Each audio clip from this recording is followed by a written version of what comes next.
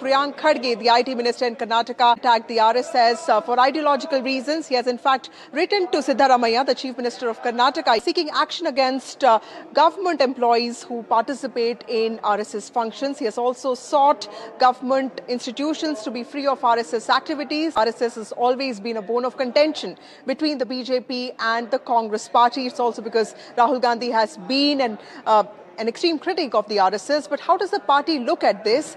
Is it ideological? Is it political? Is it a social issue? How should one look at it? And how has the BJP responded to this? Several BJP leaders have also spoken out against this, saying that this is just an attempt to malign, defame the RSS that they say is working only in the interest of the country. Well, joining us now is Samruddh Hegde, who's a spokesperson of the Congress party. We have Rajalakshmi Joshi. She's a political analyst. We also have Nikhil Jain. He's a political analyst as well. He supports the Congress party. He's anti-RSS. And we have Sajjan Kumar, who's an author and an analyst. Thank you all of you for joining me on this broadcast.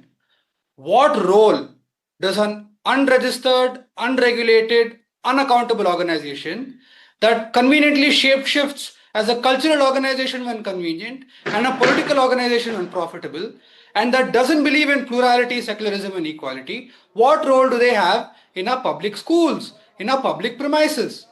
Public spaces are sacred spaces, and they don't belong to one faith, one group, one community or one ideology.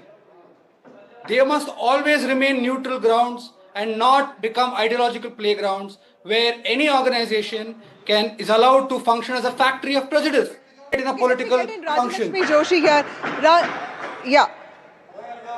Rajalakshmi Joshi, how do you look at the fact that this is ideological counter, this is political counter? How do you, as a woman, as a person, look at the RSS? Do you think the Congress's opposition of the RSS is also in some way steeped in its understanding or lack of understanding of the RSS? Hello, Vasudha. And yes, you have very rightly said that this all stems from a lack of understanding of the RSS, basically. So I would just want to remind everyone that the RSS is a social organization. It is not a political one.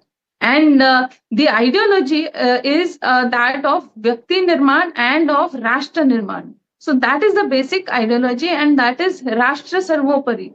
That is the basic idea behind it. So if anyone who has ever visited any shakha would see that or any event of the RSS will see that they have songs which are dedicated to Bharat Mata. It is not about any particular religion. So yes, they definitely talk about Hindu culture. They talk about Sanatan culture, because that is the culture of Bharat. That you cannot deny. The basic problem that was happening during the British colonial rule was that they wanted us to shed all our cultural roots. They wanted us to let go of all our gurukuls. They wanted us to let go of our pride in our own country, in our own culture. So all of that... Okay, let me get a Nikhil Jain here. That Hinduism continued to be practiced in many different forms. You have the Vaishnavites, you have the Shaivites. But the RSS's idea of India is that of a particular form of practice of Hinduism, is an idea that does not have any space for people belonging to other religions. And I think that is where the problem lies. At RSS, you cannot look at RSS by divorcing it with its ideology, right? Well, I mean, that has been a challenge, but we've seen the subalternization of RSS outreach from winning over a majority of OBPs. Reaching out to Dalit, the plank of Samarasta. It is equality in endorsing their cultural identity along the welfare schemes. Now, in Karnataka, question is not about the question is about the two sort of SC community, the right, and we do know. Now, Samruddh, the call for boycott never works because, even the Congress party has banned a lot of things in the past. It really doesn't work because in a free society, any ban, any boycott only is counterproductive. Do you think that this move in some ways will not really work for the Congress party? Because at the end of the day, people will have the freedom to make their own choices. Vasudha, I think the question is being misinterpreted. There is no question of any ban as yet. And the only talk right now is that RSS is not above the law and that they should follow the law. If you're operating inside Karnataka, if you're operating inside India, you follow the law. You follow the law, you can take care, you can do whatever you want, whatever activities. What are the unlawful activities that they have done that you think is a problem for society? Samrudh, what are the unlawful activities that they have done? Can you quote some examples that you think are really problematic for Karnataka, for the society?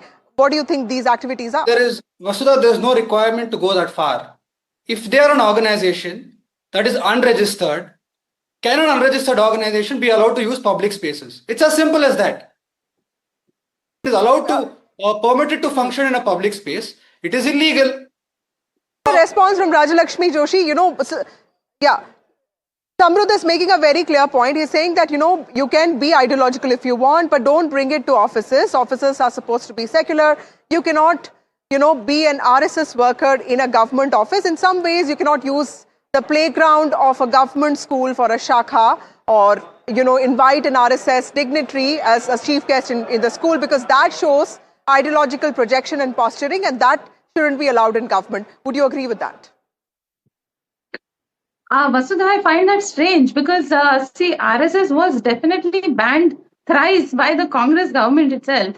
They speak a lot about freedom of this, freedom of that, freedom of speech, freedom of expression, and whatnot. But then they are the ones who have actually put a lot of bans on all these, on an organization like the RSS. See, it was banned thrice. Once in 1948 after Gandhiji's assassination, then during the emergency, and I think during the Babri Masjid demolition. So on 3 occasions. But then they were for short periods of time, and there is absolutely no evidence or no conclusion as such that there has been any unlawful or anything that is against the interests of the people or against the interests of the country. So that is something that is strange. So saying right. that does it also mean the RSS has failed to convince the political class that it is an organization, hundreds years of existence, but it is also inclusive, accommodating? Is that something that the RSS has failed to convince the political class of?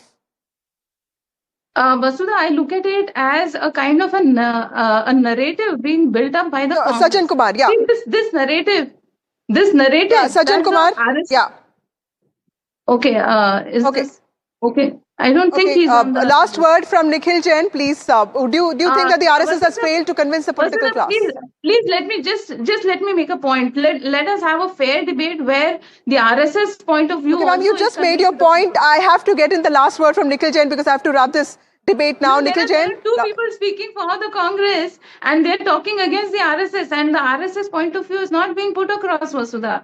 So just let me just put across a point saying that the RSS, even time is completely up. We'll have to take this discussion someday later. And this is, of course, another bone of contention with the RSS being the flashpoint yet again in the state of Karnataka.